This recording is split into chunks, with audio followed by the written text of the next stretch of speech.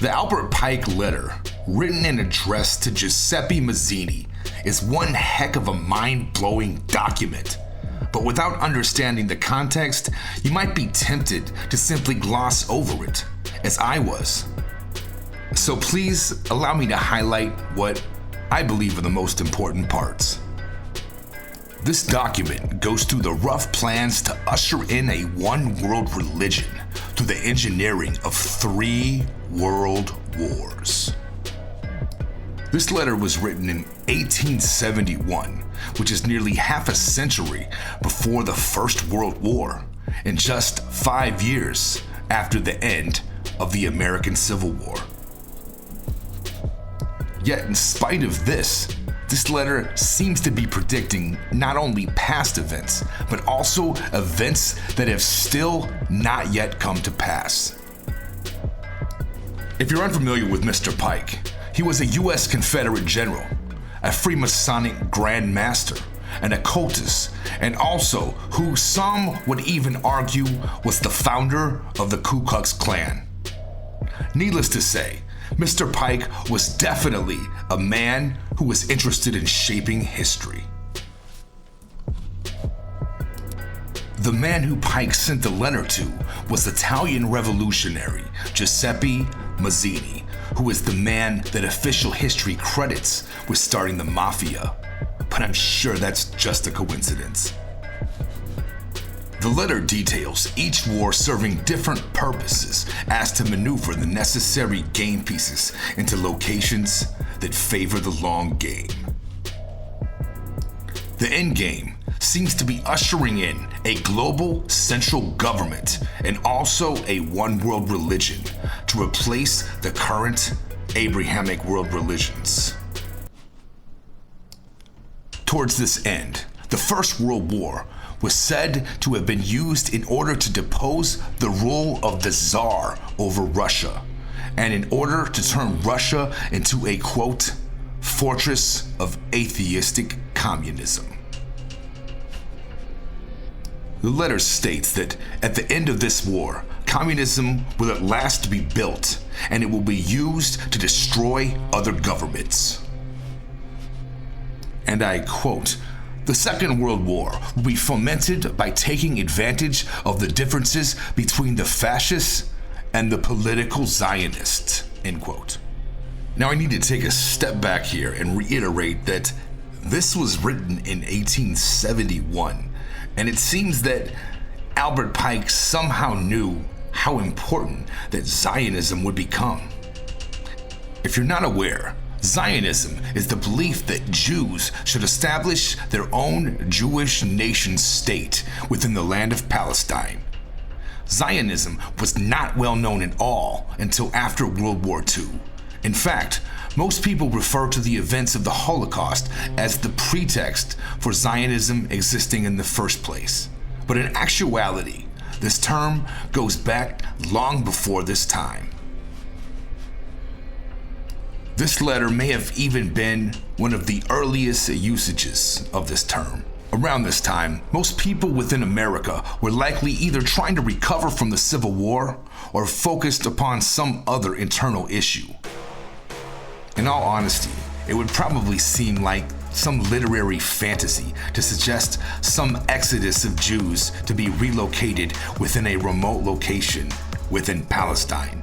Yet, Pike also speaks of the state of Israel.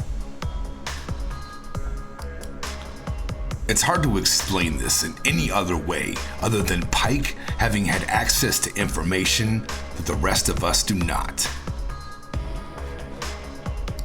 Pike also uses the word fascism and discusses the National Socialist movement from World War II. For the Gen Z people, you know that word that starts with an N, as well as what you call people when they're being a little bit too bossy. He's talking about the Mustache Man's crew just 6 years after the Civil War. Somehow he foresaw that too. You figure out that one. Pike also states that the outcome must completely destroy the fascists in a way that strengthens political Zionism. so that it's made strong enough as to justify the institution of the sovereign state of Israel, to be located within, you guessed it, Palestine.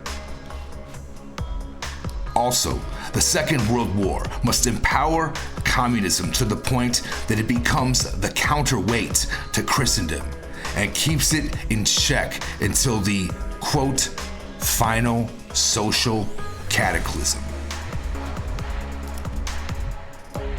If you look at what happened during World War II and afterwards, it's hard to argue that these objectives were not achieved, and almost exactly as stated for that matter. So the question becomes, what is the final social cataclysm, and what is in store for World War III? According to the letter, the Third World War will be fomented by taking advantage of various fissures and divides of the, quote, political Zionists and the leaders of the Muslim world. This war will be waged in a manner that exhausts all sides, and its purpose will be the depletion of resources and the breaking of the human spirit. The survivors will long for peace to such a degree that most will become accepting of nearly any solution that ends the violence. I don't understand all of this part, so I'm just going to read the rest of it on World War III, and I'll let you decide. Meanwhile, the other nations, once more divided on this issue, will be constrained to fight to the point of complete physical, moral, spiritual, and economic exhaustion. We shall unleash the nihilist and the atheist, and we shall provoke a formidable social cataclysm, which in all its horror will show clearly to the nations the effect of absolute atheism, the origin of savagery, and the most bloody turmoil. Then everywhere, the citizens, obliged to defend themselves against the world minority of revolutionaries, will exterminate those destroyers of civilization, and the multitude, disillusioned with Christianity, whose deistic spirit from that moment will be without compass or direction, anxious for an ideal, but without knowing where to render its adoration, will receive the true light through the universal manifestation of the pure doctrine of Lucifer, brought finally into the public view. This manifestation will result in the general reactionary movement, which will follow the destruction of Christianity and atheism, both conquered and exterminated at the same time. And if that doesn't cause the hair on your neck to stand on end, then I don't get you. It sounds like World War III might be fought as nothing more than sectarian violence that pulls the average citizen into the fray and makes them a target. Such a situation could lead to a complete lack of safety and the psychological terror that comes along with it. Let's hope I'm wrong about that. You should educate yourself at least before you go along and pick a side. What do you guys think? Let me know in the comments below.